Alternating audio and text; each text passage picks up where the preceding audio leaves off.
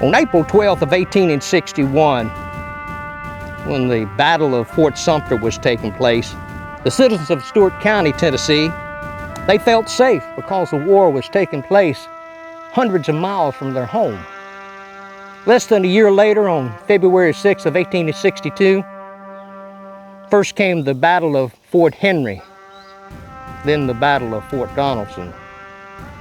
Their homes were being invaded. Stewart County now knows what war is all about. And their lives will be altered for generations to come.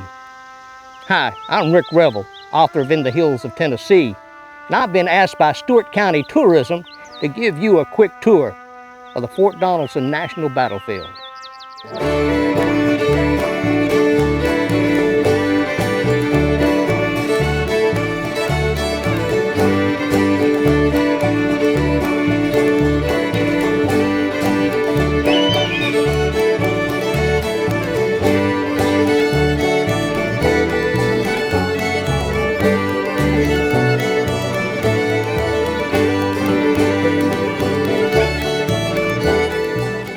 On February 14th of 1862, Admiral Foote's gunboats attacked Fort Donelson, and they were hoping for a quick victory. When the Confederate artillerymen opened up, they exchanged Iron Valentines with the enemy for well over an hour. Receiving heavy damage, the Union gunboats would retreat down the Cumberland River.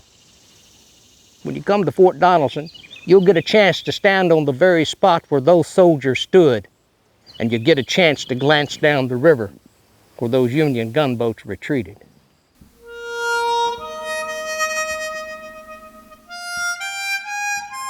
This little building is a replica of what the soldiers would live in. It's called a shanty. There was hundreds of them scattered across the hillsides here at Fort Donelson. Tiny structure like this, it would hold anywhere from 2 to 4 men.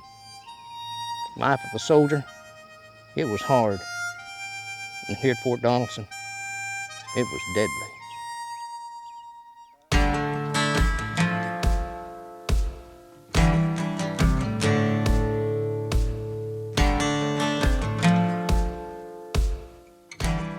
This is a 6-pound Napoleon, a smoothbore. It's sitting in a position where Porter's battery would sit. During the Battle of Fort Donelson, Porter's battery saw a lot of action. It's positioned at a place called the outer works or the earthworks, rifle pits, parapets. This was the outer protection for Fort Donelson. It is said by some when they come here in the still of the night, when things get real quiet, it is said that you can hear the voices of those soldiers and the artillerymen shouting out the orders. Sometimes you can even hear the gunfire in the distance.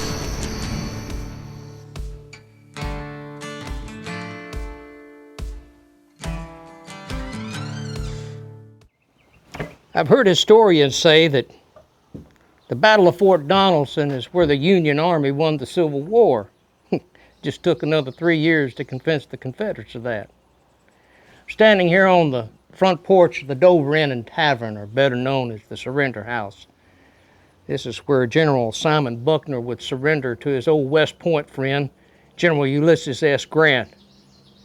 When you come here to Fort Donelson, you'll get a chance to walk in the very same footprints of a future president, President Ulysses S. Grant.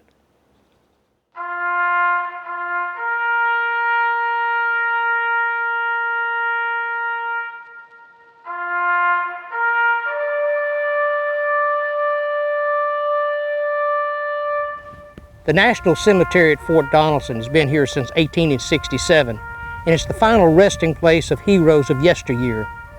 If you'd like to come and pay your respects, or come to learn more about American history, your history, come to our neck of the woods. Come to Stewart County, where history is alive and well.